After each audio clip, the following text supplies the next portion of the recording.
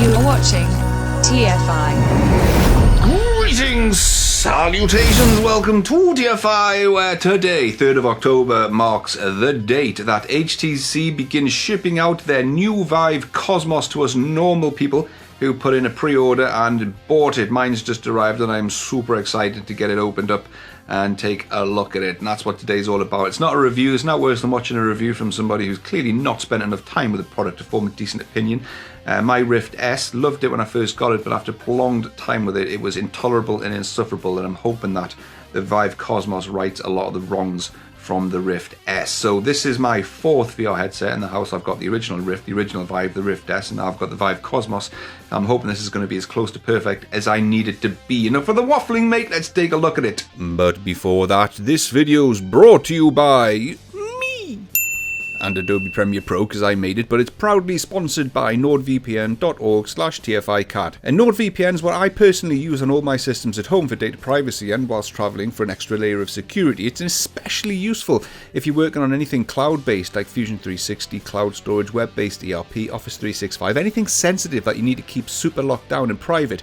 A VPN's become an essential additional layer of internet security, and with NordVPN there's absolutely no data logging. They've got 24/7 customer service, may even get risk-free 30-day money-back guarantee, and all you've got to do is go to nordvpn.org/TFICAD, use code TFICAD, and you'll get a mental 70% off, as well as helping support my channel. Right, mate, here we go. Here is the HTC Vive Cosmos. Let's get it opened up, mate. Now, packaging, first impressions are that the box is a lot smaller than I thought it was going to be. And it doesn't feel as well packaged as the first HTC Vive, which, if you're watching this and you go, mate, the packaging doesn't matter, well, tell that to Apple, mate, and I think you'll find that it actually does. Because Apple have spent, I don't know how much, but a hell of a lot packaging up their iPhones and their iPads, and that makes a massive difference when you first open something up. That unboxing experience makes a huge first impression for you and that product, and this does not feel anywhere near as premium as the first HTC Vive did, but that's fine. It's a regression, but that's fine. Alright, so what we got in the box here, right? So we've got the headset itself, which, okay, that's unexpected. I was not expecting to see that connector. I was expecting to see a display port and a USB connector, which I suspect means that it uses a link box or a splitter, which I didn't read prior to starting this. Okay, that's fine. So the headset itself uses inside-out tracking. I do believe you can use this with your original HTC Lighthouses, so I'll see if I can get that to work later on, but we've got 2 cameras on the front, 2 on the side, 1 on the top and 1 on the bottom. We've got the Halo-style headband, which, ooh, that's unexpected as well. So the material on the headband is a kind of sticky feeling, grippy rubber rather than a fabric, which is unexpected, but never mind. So it uses the same kind of twist to clamp mechanism that we saw on the Rift S and on the HTC original Vive Deluxe head strap. The headphones, take a look at these. The headphones, alright, so the headphones look like they've been reused from the original, and the internals could be different, but they do look, feel, and maneuver very, very similar to the original HTC Deluxe Audio head strap, which, if that's the case, if these are the same headphones, I'm absolutely fine with that, because they were great. They were amazing, to be fair. So if they've reused those, fine with that. Inside it, right, oh, okay, yes, that's just happened unexpectedly. So when you've got this on your head, this is a huge deal. Other headsets have done this, but the original Rifts and Vives didn't. You can tilt this up and you can see the outside world without having to take the entire thing off of your head or try and balance it on your forehead, which it eventually just sort of slips down your head. And it drives you mental. You try to balance it on your eyebrows to try and look at, use the keyboard and mouse to get something set up on the computer. Well, now you can just tilt this up and down. That is very, very welcome. Inside, let's take a look at the lenses. So we've got the same, I can't pronounce this, I don't know how, it's either Fresnel or Fresnel lenses.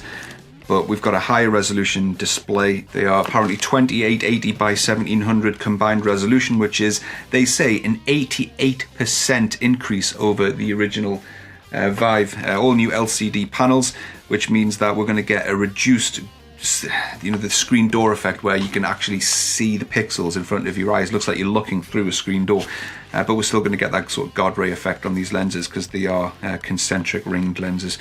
The face cushion themselves, this is unexpected as well. I wasn't expecting this very loose kind of effect going on with it, which suggests that the entire thing comes out, which wasn't the case on the original Vive. But the face cushions, they are still, well, they're now two-piece rather than a one-piece, but they are still removable, which is good because you can get new ones of these and you can also wash them without having to kind of rinse the entire plastic fitting, which is good. It's good, right? Ambient light sensor so that it can detect whether it's on or off your head, which is good. I can see we've got an audio cable here. That's the headphone jack, which connects up the headphones coming into the front unit. That's about it for the front. Well, IPD adjuster, mate, very important. A lot of people were very upset that that was missing on the original Rift S, so that's present there. On the front, I'm quite liking the design of it. To be honest, my first impressions are this does not feel as premium as the original Vive, but I think as they went all guns blazing with that original Vive, they possibly outspent themselves with it. So there's clearly a lot of cost cutting going on in this one. The plastics don't feel as quality. In fact, you might not be able to see it on the camera, but this band here, it looks like the plastic is stained, or if it's got a lot of blemishes and imperfections in it, which is fine. Is it fine? This was £650, so I'm not sure if I should be saying that that's fine for that kind of price point, but you don't want to hear cost cutting at a price at that point, but it is what it is. We'll see what it performs like. If it performs perfectly, then I can forgive it. So the cable itself, it looks like we've still got the same 5-meter cable, but that looks like that goes into a link box, so we'll have to see what else we get with this. Right, so on to the other bits and pieces, mate. We'll start with the controllers. They are Rift S style touch controllers. I don't know what the proper name is for them. I haven't looked that far into it yet. This is just first impressions, but it uses light-based tracking, so these tribal designs light up when it's all powered on, and then apparently the headset tracks the light points on the controller. How well that works remains to be seen. But we've got a grip button on this side here. We've got 2 buttons underneath your index finger. That's interesting.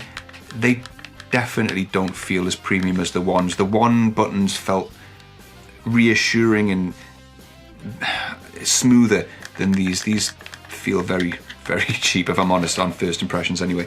X and Y buttons, thumbstick, and then we've got the battery. Right, interesting to see how, right, snap fit clips, that's a good thing. One of my big beefs with the Rift S was the battery covers were magnetic, which caused them to slide off very easily during use, and it was driving me nuts. So the fact that these are snap fit clips is very, very welcome.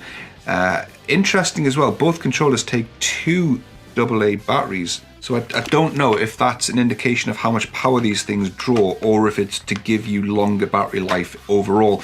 I don't know, that remains to be seen as well. When I do the proper full review video, I'll talk about those kind of things. That's the problem with seeing reviews from people who've only spent a couple of hours with products. You don't get to hear of the issues that you'll face day in and day out with them. So I'm going to take my time before I release any reviews or any kind of firm opinions on this. So we've got the wrist straps. These are very, very useful. So you put that around your wrist like that, and then you tighten this up. You pull up the little bead, and then it grips the band to your wrist. So if you do drop it, it stays attached to your wrists, and then they don't fly across the room and smash through your window, mate. But yeah, I'm not massively impressed with these, if I'm honest. I can see a lot of like mold lines, and it just feels like the plastic's blemished and cheaper than it should be. Got parting lines here, which, you know, at this price point, you'd expect a little bit more effort to hide that kind of stuff. But it's not the end of the world. First world problems and all that. Right, the cables that we get with it. So we've got a mini display port to full display port cable.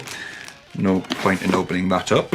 We've got USB to USB. Okay. And in here we've got, what's this? Ah, right. We are using a link box then. Was not expecting that. I was led to believe that the cable from the headset went straight to the PC to DisplayPort and USB port. Not the case. So the headset goes into the link box, and then the cables from the link box go to your PC. So we're sticking with the original Vive concept there, which I'm fine with. However, what I'm not seeing is a sticky pad. No, there's not one there. So on the original Vive, day one Vive, you got a sticky pad that went onto the bottom of the link box, which anchored it to your desk. So when you're pulling on it, it's not slipping off of your desk and around and scratching your desk, scratching the box and falling off. I'm not seeing that, which is a shame, but it's fine. That's fine. So on the link box itself, we've got the USB port, we've got the mini display port, which will go to your PC, and then we've got a DC in, which will be for this little bad boy here. So this is a wall charger, which powers the link box, which I suspect obviously powers the headset itself. So it's drawing more power than a USB port could realistically provide. So that's why we've got the wall charger, which is an extra accessory over and above what you get with the Rift S. And I'm going to have to take that into account when I'm talking about this, because one of the main benefits of the Rift S was its portability. You could just take the headset and the two controllers with a laptop and go wherever you want, and you've got VR. This isn't going to be as easy as that, because you are going to require access to a wall charger to use VR, as well as carrying a link box around and all of these cables. So this clearly, without trying it, without powering on, this is clearly not a portable solution like the Rift S was, which is a shame. It's a shame, but it should still be portable enough, a lot more than the original Vive was with those base stations. So batteries, so they give us 4 AA batteries for those controllers. And then over here, finally, we've got a couple of Vive stickers and then some instruction manuals, but no sticky pad for the link box, which I'm okay with, I guess. I've still got my original sticky pad from the first Vive, which is here, and that does indeed fit onto the base of the new link box. So they must have just reused the housing from the original link box. So yeah, I didn't use that because I was planning on moving offices and I never did, so I never used it. Right, mate, that's it for first impressions. I'm not going to power it on yet. I might do a first impressions usage video before doing like a full review and a comparison between this and the Rift S, because even though this is more expensive than the Rift S, it's still kind of the next best one to it in the consumer / enterprise space at this price point. I'll reserve judgments on how it works. I'll not power it on in this video, and I'll do that all in a separate one. But my first impressions are clear regressions from the first Vive in terms of build quality, but in terms of specs, massive jumps up above the original Vive and the Rift S, which is still for sale as well. So I'm expecting clearer vision. I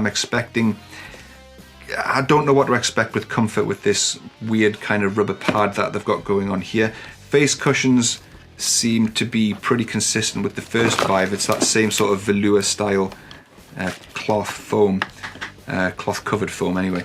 IPD adjuster as well, so that's good.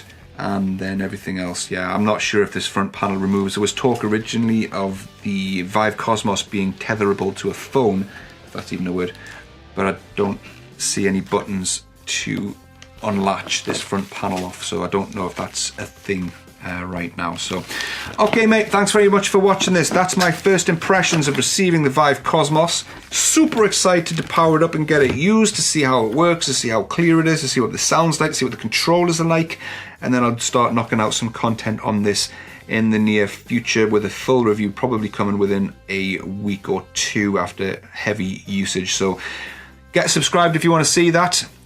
Click the bell if you want to be told that my videos are going up, so you don't forget that I exist, mate. Thanks for watching this. I'll see you next one. Toodles!